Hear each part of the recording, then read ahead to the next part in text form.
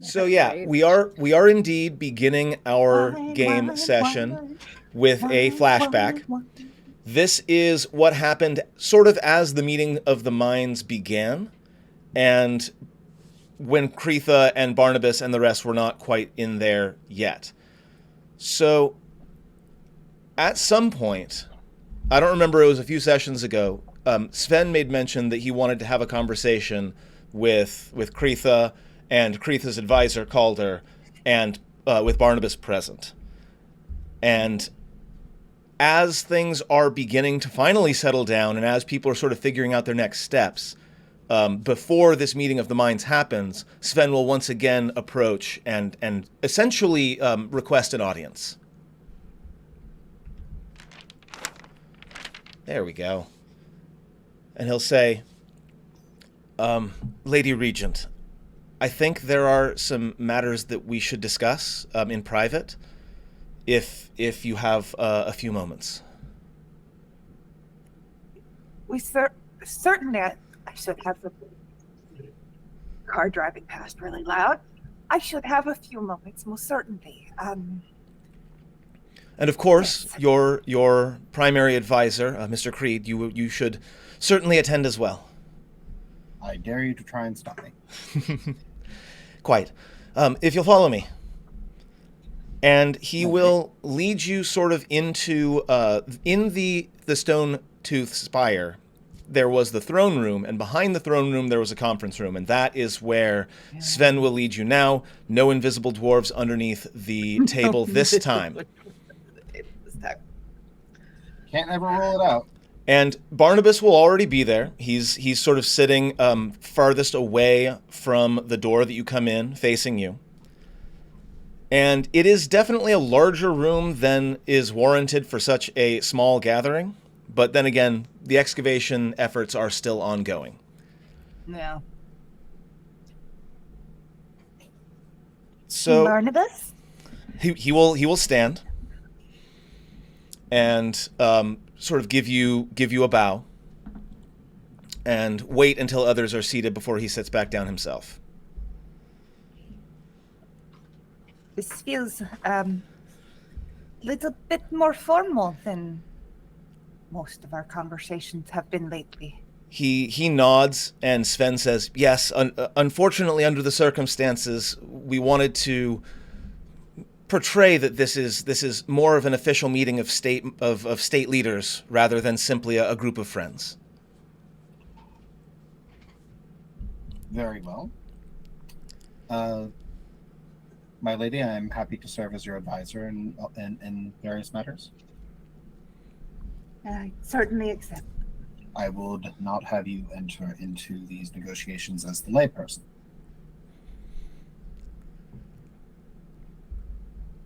Can I? Internally, Go. baby Kreetha is screaming. Negotiations. Big N word. Ah! Oh no, the N word. Wait. Wait. So,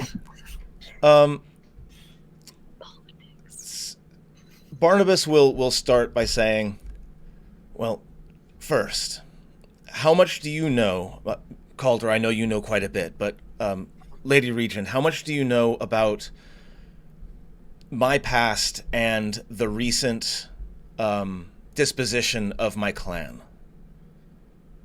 What do you already know?" I know that where you had come from, things had taken a turn. From what I have gathered, what I have learned, I don't think I know nearly as much as anyone else. Certainly not as much as Calder, who's been around you since the beginning. But there's been trouble, and your clan has been fractured, maybe? It's a lot of it is economics and politics, but the main, I suppose, point of contention is that the area around Citadel Adbar has long since been stripped of its useful materials, and the deeper we dig, the more likely it is that we anger those that live below. There's a ratio of monsters to loot that we weren't able to maintain any longer. And yes, many of my clansmen departed for greener pastures, as it were. Well, yes, it's well known and documented that Clan Advar is not as influential as it once was. It is still a respected name, an honor one, as dwarves are prone to have long memories. However, they are all the dwarves are well known for their pragmatism, and quite practically, your house, until quite recently, has been seen as reduced. Yes. And that's why you came here, isn't it? That is why I originally hired a group that did not include you to scout out this very area, yes, because I was seeking for a new place to live, a new place perhaps to revitalize my clan. And under normal circumstances, given the fact that the stronghold is empty, or was empty, of any occupants that you would have cared about, the claim for Advar over this stronghold would have been uncontested. However, there is a contest now. The recovery of Durgeddin's prize into a worthy hand in the tradition of the dwarves means that you, Kreetha, inherit the right and control over the Citadel, and by the dwarves' respect for Durgeddin and the traditions and the acceptance that your bonding with the weapon represents outweighs any prejudices they would hold for your species otherwise. That, Sven will jump in, that may not have been the case, Durgeddin notwithstanding, and he'll actually nod towards the weapon at your side. But the valor that you have shown personally, as well as all of your friends, has had a very, very positive impact on the attitude of the dwarves here. You are a very popular figure, Lady Regent. But there is the matter, as Calder said earlier, of practicality. Yes, dwarves do set a great deal by our traditions, and by honoring those who have earned their status. There is also the reality that alone, you don't have a clan here. I cannot keep an entire keep by myself, no. And that is where the problem lies. Is it a problem? It's a complication. I feel like you're making it the complication, but how? So there's a lot. There's a lot of clans, a lot of interweaving, intermingling among many small clans in my culture, I guess. We came from, originally Chult from the island, and that's not a huge space, and yet we still had lots of different kinds of people. And while I'm not a fan by any stretch of my father, he does have many under him who are of different types as well. So I guess I see that there are traditions and that there are ways and thoughts to go about it, but at the same time, this is all new. This is all new to me. It's all new to you. This area is this place, while being very old, is very new. Allow me to reassure you, my lady. Please. You are correct in that this is new. And frankly, this entire situation is very unprecedented from everything I have been able to research in dwarven history. Am I mistaken, Sven? I did a little bit of digging, and no, in no time can I ever find a moment when a goblin scout became the leader of a dwarven citadel. It's a bit strange. I can illustrate the situation, if you will, and I don't wish to lock you into raw binaries. I don't want you to feel trapped by the positions I described, but hear me out to help elucidate it for us and as well as any other mysterious audience that might be watching. When you What we say have- illuminate and elucidate, Explain. okay. Sorry. Don't worry. Sometimes things still don't translate right. I am a very grandiloquent person. What? I talk very fancy a lot. Oh, okay. Formal meeting. We can do this. Very well. On one hand, we have Castle Adbar, Lord Barnabas and his clan. Their current stronghold is failing them. Their wealth is diminishing, their standing is at risk, and their fall would represent a failure on behalf of dwarven culture, as well as this would consign the clan to become a footnote in history. It would endure, but far less than what it was.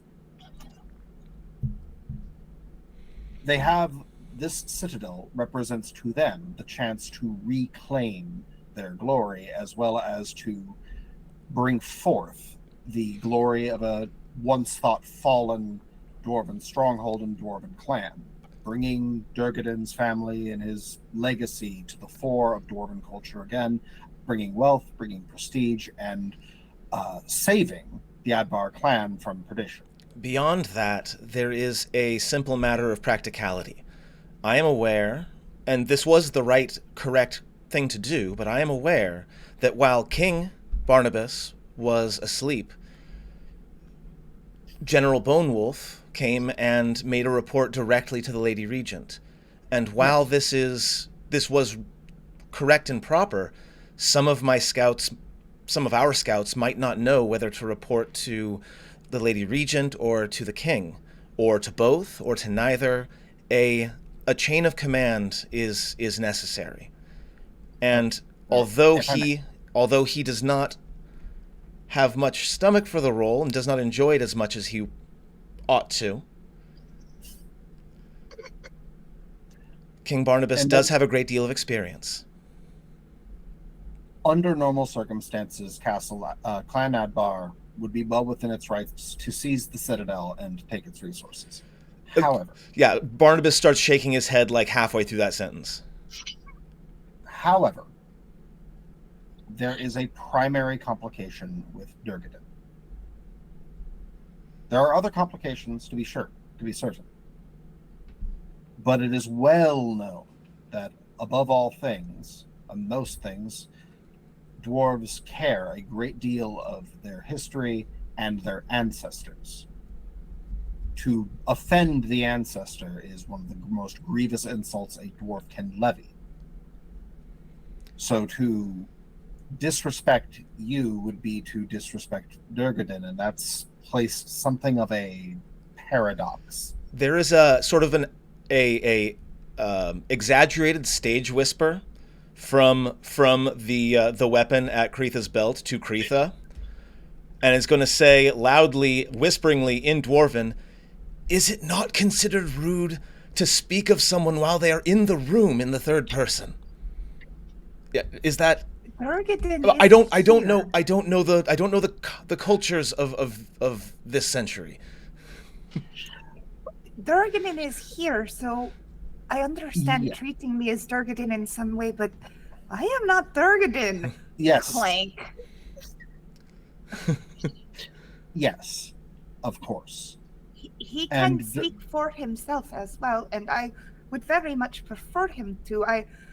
There is a point where being Durgeddin's mouthpiece is one thing, but we're all mostly adults Right. in the room. Very well. I will present the question to Durgeddin directly then. Durgeddin, if Clan Adbar were to take you by force, would you respect it? Well, no, of course not. So practically and pragmatically, it helps everyone to treat this with respect. As in all things. Kreetha has the legitimacy, but no army. Adbar has no army, a tenuous claim compared to Kreetha's, and the practical ability to see the castle restored. There are practical answers to this, but the fact that Kreetha, you are a goblin, does complicate things.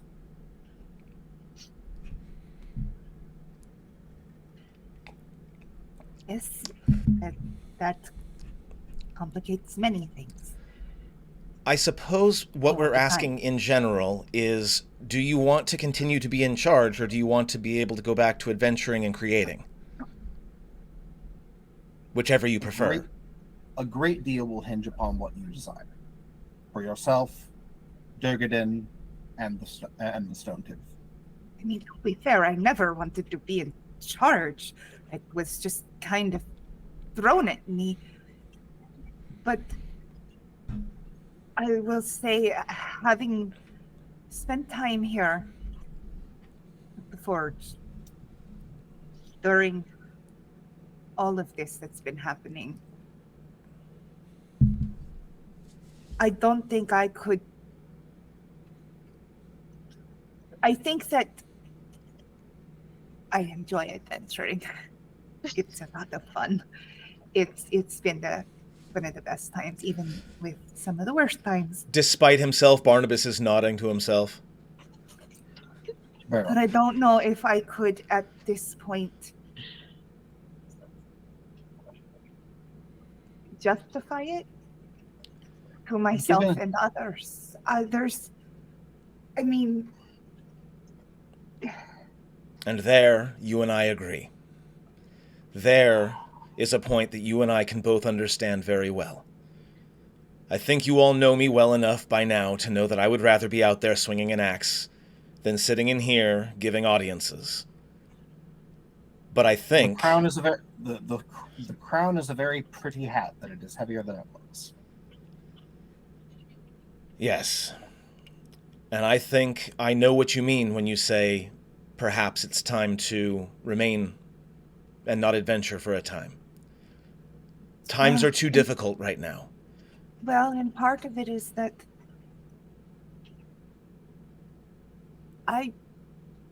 there's family in my adventuring friends. There's family here, and I find myself missing Durgeddin a lot. In the back of my head, I didn't think I would ever think about saying something like that. And if I go, I'd want to take Durgeddin with me, and that's not fair either. Maybe when things are fun and stable, I don't know what the end goal is kind of situation, maybe we could go out again, and it would be great. Perhaps. But there's so much when the war is here. over. There's so much to do here, and it's not fair. It's not fair for anyone, and that's the thing.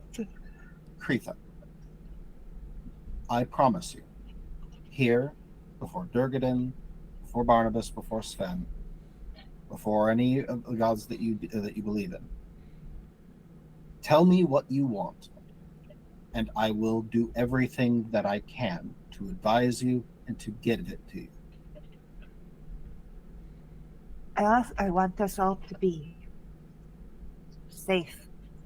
I want us all to be able to be happy, to be able to eat and find metal for forging and find things that we like to do and go adventuring. You want to coexist peacefully. I want By her we, family. It's more by- than coexisting. It's not. No, I cannot be here at this forge without acknowledging the fact that I'm here because of you all in many respects. And I know this is supposed to be a formal thing. I realize that. I've completely screwed it up. It's fine. We're fine. I'm here, and you can't do this alone, Barnabas. No. Sven's right. You're not as... I don't agree with maybe what you say, Sven, about the fact that he should enjoy it more. I think that if you enjoy being a leader too much, it makes you cruel. I have never trusted a man who enjoyed being king. But maybe having a goblin here will help you make your plan move into the new era. Things have been changing, and this war, I think, is... I mean, there's gods involved. There's shit's going down. This is not normal. This is not... I'm 5 and I know this. Allow Like, me, I've heard enough. if you will allow me know to that speak this is not plainly, normal.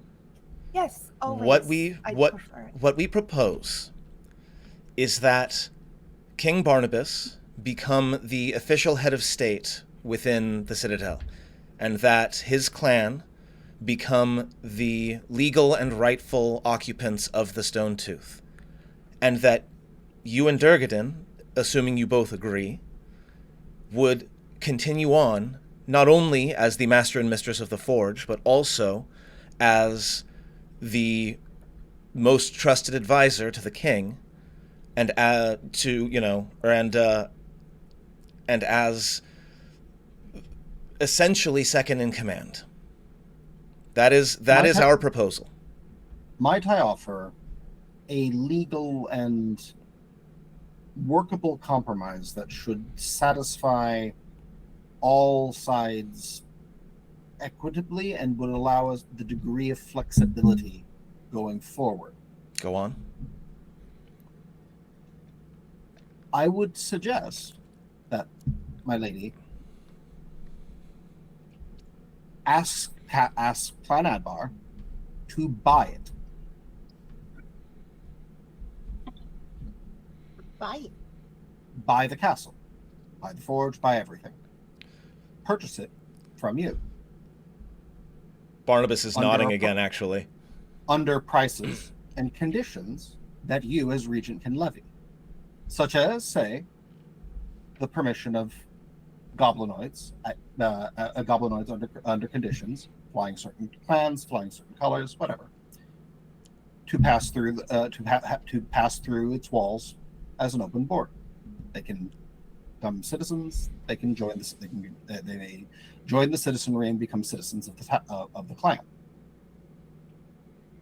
In return, I like some of that. you can then use your position and newfound wealth or debt to purchase the access to the forge, which would grant you the title, legally speaking, of Forge Master,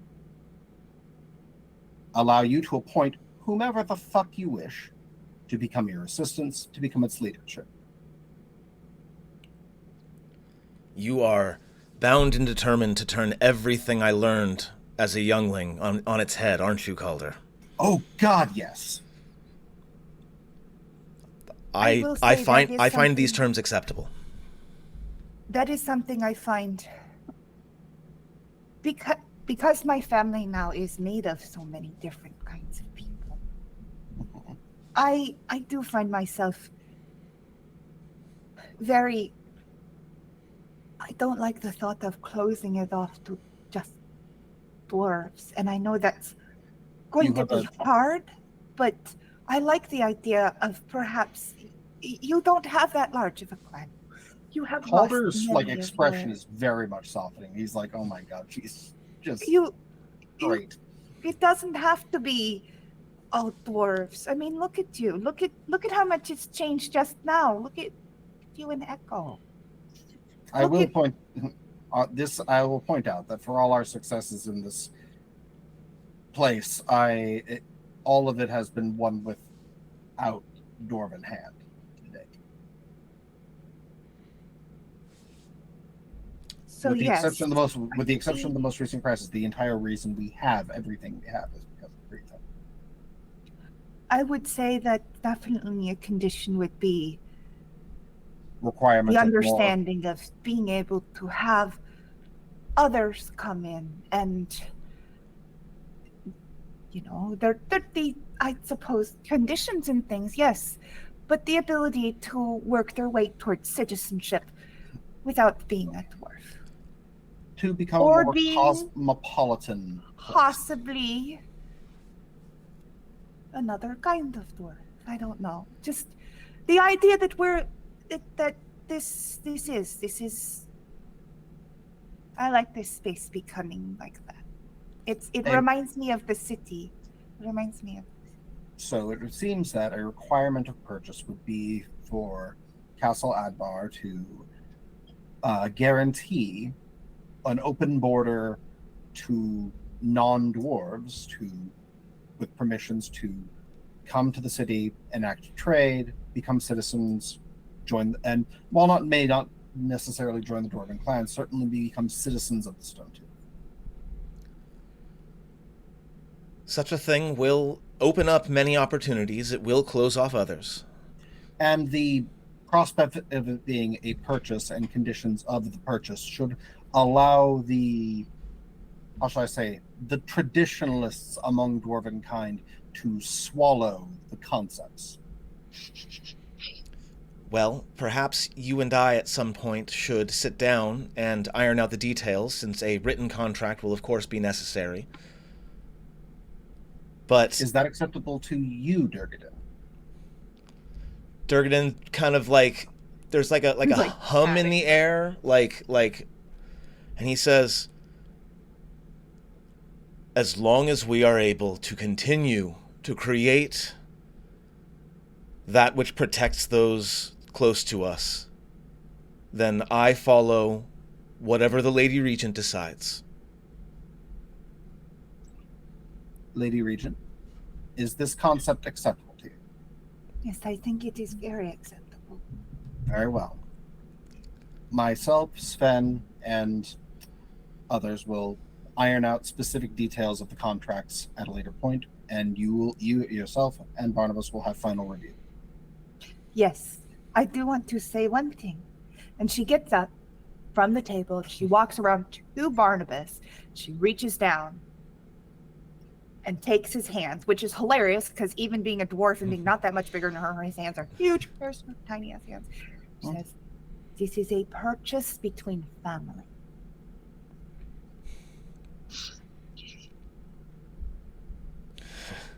Very well. Between family.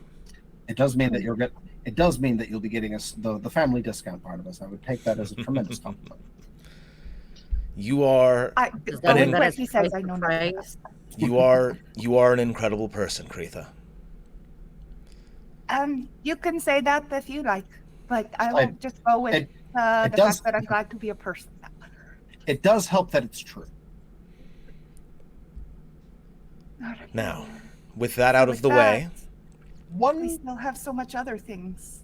My one suggestion, yes, just as a proper reflection of everything, yes, as it is tradition for regencies and changes of leadership to come with alterations to heraldry, I think we can all agree it would be appropriate to incorporate a certain sigil into the new face of the Stone Tooth Castle. And I will gesture and tap the Kreetha's hat gently. Just as a simple aesthetic detail for us to consider. If only we had a forge master in the area capable of designing such a thing. I'm sure we can find someone. That would piss my father off a lot. I know. So we're going to do that is a thing. Do note that, okay, real quick, aside from everything else, I'm going to, she goes back to the table, sits back down and goes, There is not a small chance that we may see my father. I don't know, he may or may not come traipsing up with what he thinks is an army.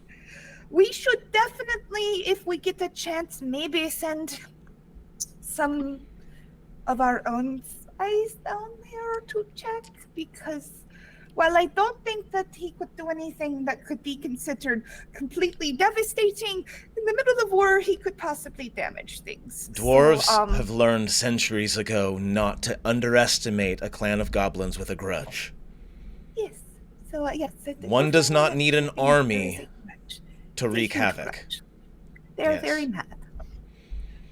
If your father displays his displeasure and comes to you and is belligerent and angry, I promise you I will have a calm and reasoned discussion with the men from 20,000 feet in the air.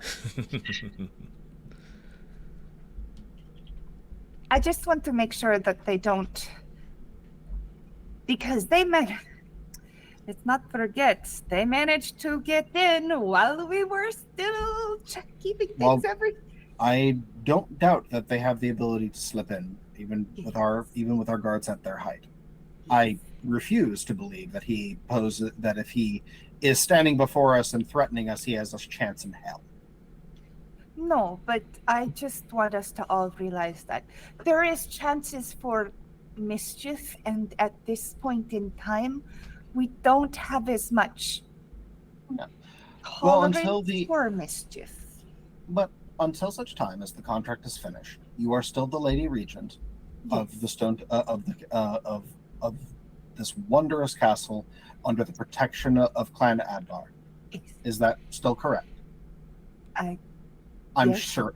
Then I am certain that negotiations with your father will go suitably. Like he wants to negotiate. Well, his alternative is to fight us, confront us, or subvert us, and I don't recommend any of those results. I most certainly don't recommend. I'm just saying that he's very smart and very stupid at the same time, as is many goblins. I have met Anton. I am aware of the type. Oh, Anton. So then here we are. What else? Is there other things that we need to speak about the informal setting? I would at some time in the near future gain some military counsel from Calder and from the rest. It is likely that I'm going to have a great deal many more soldiers in the near future, given the outcome, both positive and negative, of recent events. I feel like the reason we had to have this conversation now is I expect a large influx of population. I have been many expecting questions it as well. Yes, and that is,